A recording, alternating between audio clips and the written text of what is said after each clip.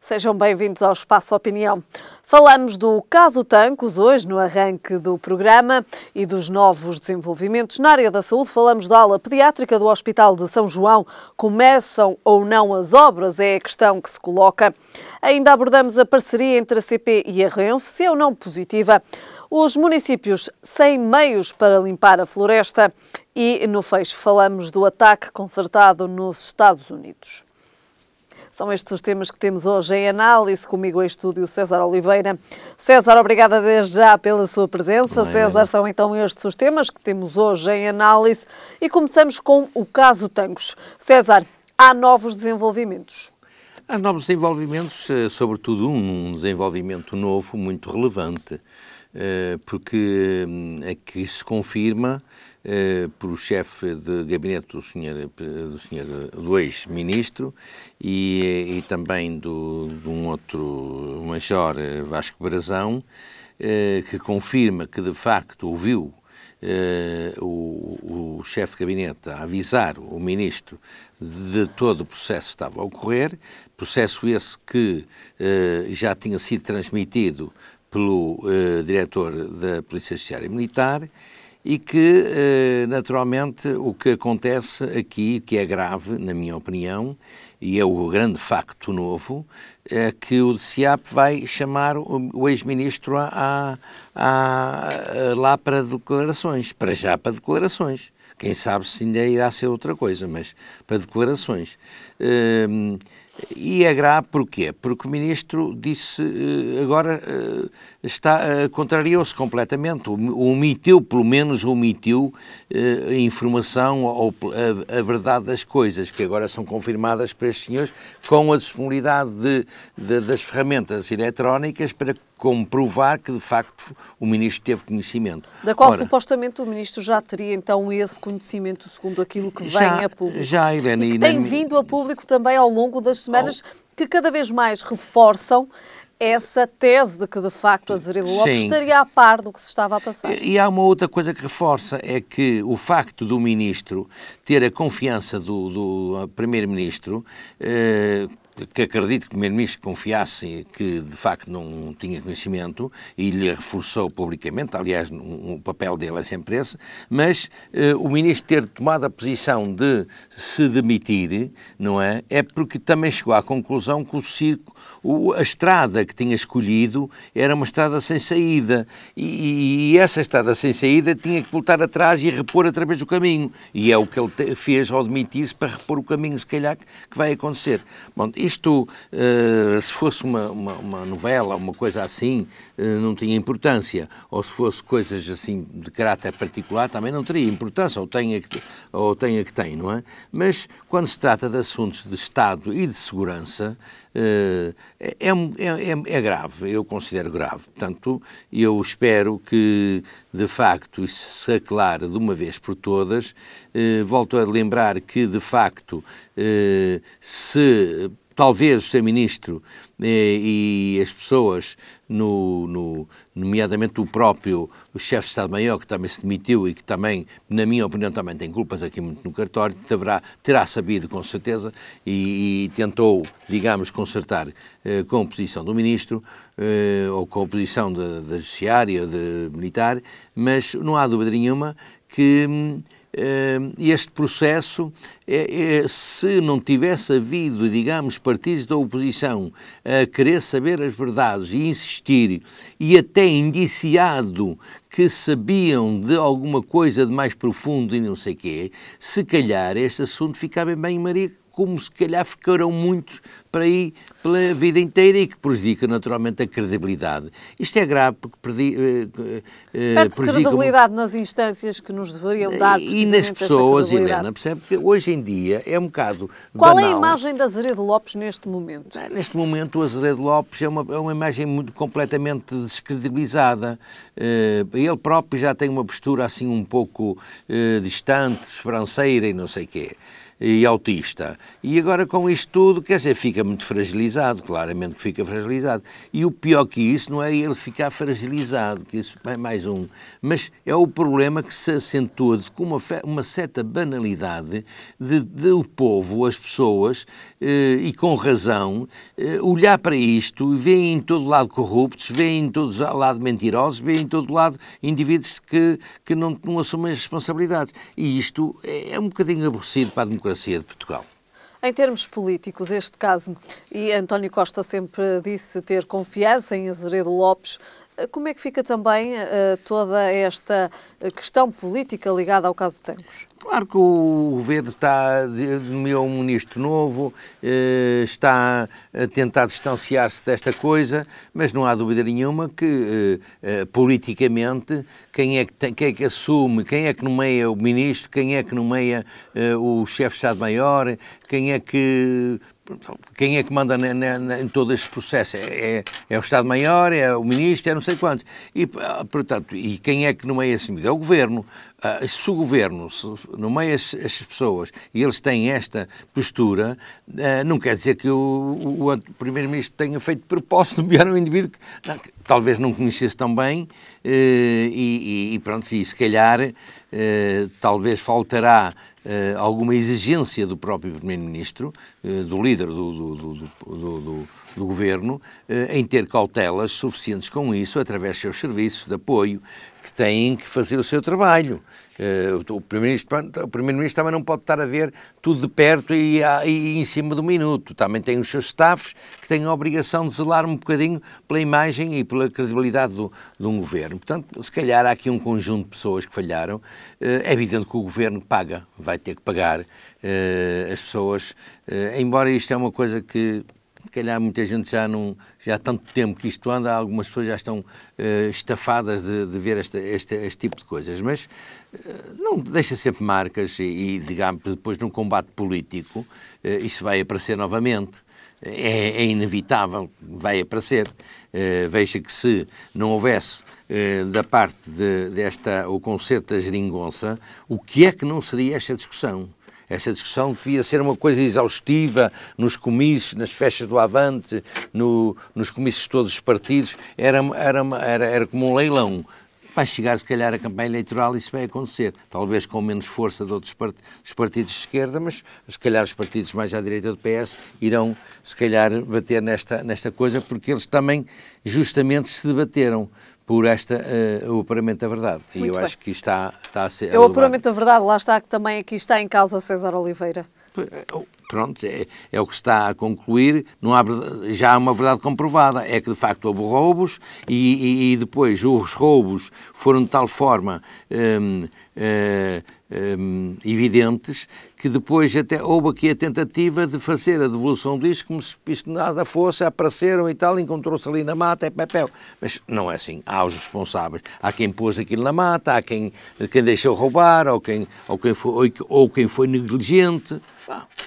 Muito bem. César, passamos então ao nosso próximo tema, depois então aqui de também termos abordado nesta questão de Tancos os últimos desenvolvimentos relativamente a esta matéria, então agora também com um novo ministro, passamos ao nosso próximo tema, falamos agora de saúde. César, aquilo que lhe pergunto é, e estando então nós agora a introduzir o tema da saúde, falamos aqui de um tema que também nos afeta diretamente.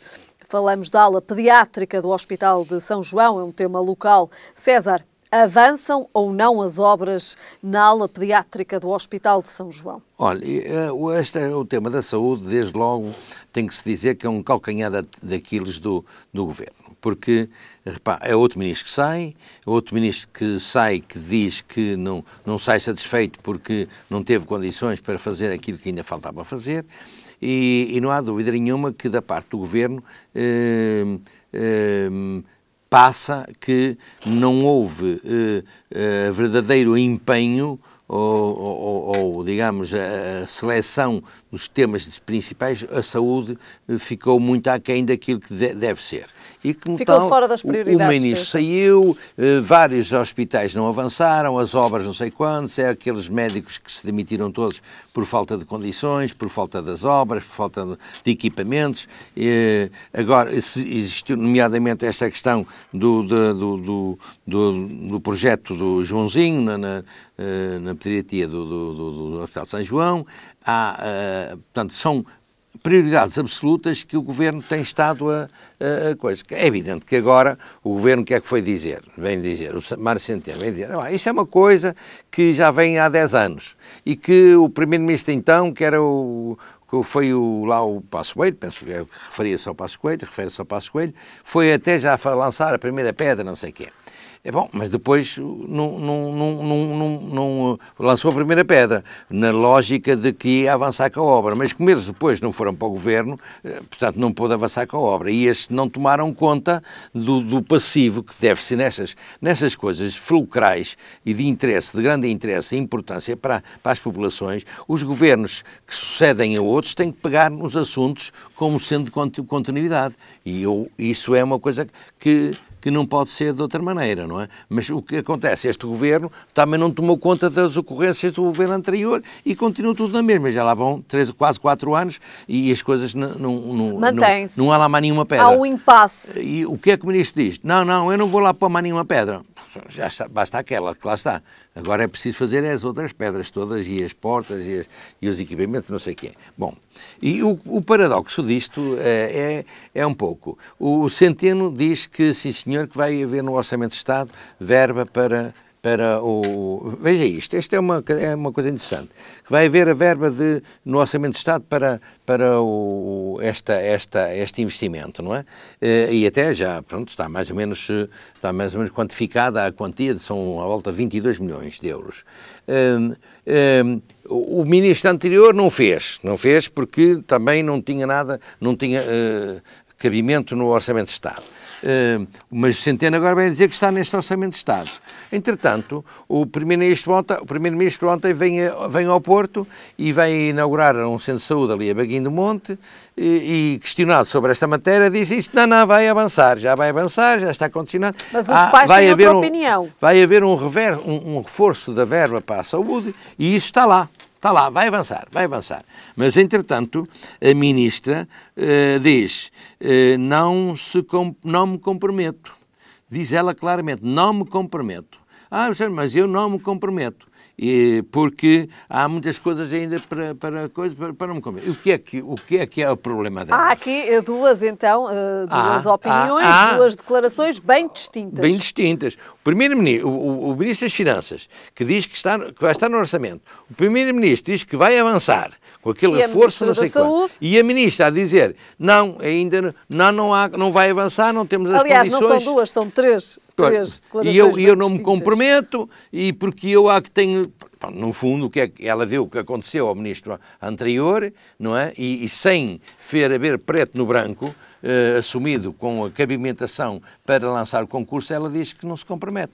Bom, eu penso que esta situação do avanço das obras da pediatria do Hospital São João são irreversíveis. Mas enquanto responsável, César, peço desculpa estar a interrompê-lo, enquanto responsável pela área da saúde e sendo a Ministra da Saúde a responsável e a que tutela a área da saúde, e sendo esta uma questão tão minuciosa, podemos dizê-lo, porque lida e trata diretamente com crianças que estão, segundo as notícias que foram avançadas, sem condições para receberem os tratamentos, não terá aqui que haver um comprometimento por parte da Ministra da Saúde de que esta é uma questão prioritária na área da saúde? Teria que haver, mas ela não diz isso. Mas admito até que ela possa ter isso como convicção, como uma determinação dela para fazer. Mas não disse isso, claramente. Disse que não coisa... Porquê? Porque lá há estas tais coisas. ela viu o que aconteceu aos outros e dá aqui uma nota, a ministra com essa posição, dá uma nota de ser uma pessoa cautelosa e que não quer de forma nenhuma entrar em consequências, quer defender a sua personalidade e a sua competência e tem que ter cautelas. Enquanto o Orçamento de Estado não estiver aprovado e não estiver lá a rúbrica para a pediatria do São João, não sei o quê, ela não vai poder. Ela podia.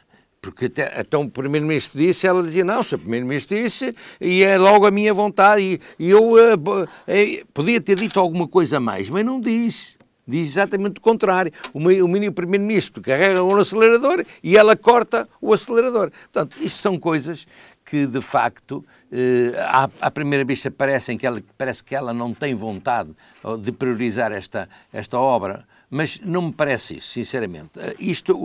A leitura, ela não é tão política, acho que não é tão política e, como tal, está a ter algumas cautelas com os políticos. É só isso.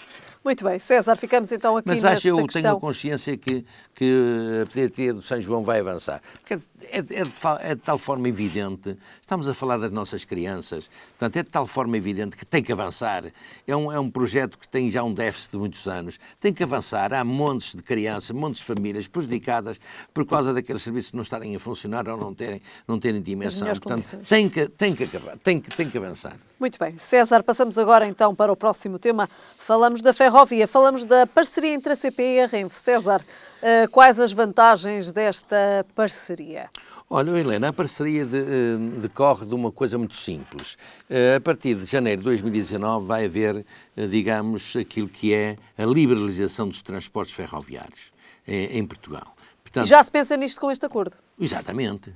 Portanto, o Governo, ou se quisermos, o Presidente da CP, já aqui há uns meses atrás, dizia, nós vamos fazer algumas parcerias, não sei quando. Naquela altura, mas ninguém disse naquela altura que havia a liberalização dos transportes ferroviários a partir de 2019. Ninguém dizia nada, toda a gente caladinha. Mas, na verdade, o que acontece é que estamos a 3 meses da liberalização dos transportes ferroviários na Europa. E, como tal, pode vir aqui a Renfe, pode vir os caminhos de ferros franceses, podem vir, pelo menos aqueles países mais próximos, de maior proximidade, eles podem ingerir aqui e vir aqui fazer linhas de consumo interno. Atenção. Agora, o que eu acho que é uma expectativa e é a mais lógica, é que, sabendo da dificuldade da CP, digamos, de falta de modernidade nos seus transportes, da falta de recursos financeiros e recursos humanos, sabendo tudo isso, que há um déficit, aliás, a CP gasta 1,4 milhões de euros só em alugar comboios, portanto, é natural que apareça como fazível, a partir do princípio do ano, parcerias de distribuição de linhas ou de equipamentos, ou até de serviços, ou até de recursos humanos, que haja uma parceria com a empresa mais próxima, que neste caso é a Renfe, não é? Portanto, acho que... e até pode haver outros acordos, nomeadamente com o caminho de ferros franceses, que fazem... Que são também, positivos ou serão positivos para serão o país. Positivos. Portanto, isso... quer queiram, quer não queiram, quer a CP queira, quer não queira, isso vai acontecer. Agora, se vai aparecer ao nível de uma parceria ou ao nível de uma concorrência livre, isso é outra questão. Eu penso que a CP e o Governo de Portugal têm todo o interesse, têm toda a vantagem em fazer parcerias, e isto não tira a nossa independência, o facto é a nossa inoperância perante estes casos. E nós temos, quando não podemos, temos que pedir ajuda. Isto acontece connosco. Devemos ter, e sobretudo no que se toca a uma Europa cada vez mais interagirem nas várias áreas, não há receio nenhum nisso. Portanto, acho que era importante que é um passo isso importante aconteça. para Portugal. Acho que é um passo importante. Muito bem. Abordámos então aqui a questão da parceria entre a CP e a Renfe, aquilo que de positivo pode então esta parceria trazer. Passamos agora ao nosso próximo tema. Falamos dos municípios. Os municípios então não têm meios para limpar a floresta. César, como é que podemos encarar estas notícias que vêm a público? Com preocupação, sobretudo porque, de facto, não têm meios humanos, porque tem havido grande tentativa de contratar recursos humanos e não tem sido conseguido, pelo menos no pleno ou de uma forma razoável, não tem conseguido. Portanto, é um problema grave. Depois, não há a dotação de disponibilidades financeiras para fazer cumprir este programa. O Governo insiste, mesmo neste Orçamento de Estado, insiste em passar para a tutela das autarquias, através da Associação Nacional de Municípios, desta obrigação, porque é uma obrigação que o Estado já chegou à conclusão que não pode cumprir. E, portanto, ou pelo menos não pode cumpri-lo sozinho. Não pode cumprir. Aliás, isto é muito bonito dizer, depois não cumpre. E se os municípios não fizerem, eles não vão fazer. Isso é outra pedrada no charco. Tem que ser os municípios. Tem que ser os municípios. Mas de que forma? Mas os municípios também não podem fazer sem os tais meios humanos, ou pelo menos meios financeiros, para contratar os humanos. E depois há uma coisa que está em cima da mesa, Helena, que é o fulcro desta questão. De facto, já toda a gente chegou à conclusão, os autarcas de Câmara têm denunciado esta situação e eles têm toda a razão, porque é uma situação que lhes pode cair em cima, que não há capacidade nos municípios para fazerem isto. E depois, o próprio Estado, que tem muita propriedade do Estado, não está a fazer as coisas. É outra questão. E depois, outra questão ainda muito mais importante, que é uma das coisas em que os municípios a Associação Nacional de Municípios e os municípios estão a insistir, é que o Estado defina quais são as áreas a tratar. Porque não se sabe, neste momento, sabe-se lá se é para deitar abaixo um pessegueiro que está à beira da rua ou se o pessegueiro pode lá ficar. Há muitas indefinições. E se é 50 metros ou se aquele tipo de árvore só basta 10 metros ou até pode lá estar. Um sobreiro, por exemplo. Ora, o Governo ou os serviços do Estado têm que definir isto claramente. E este é aqui o braço de ferro com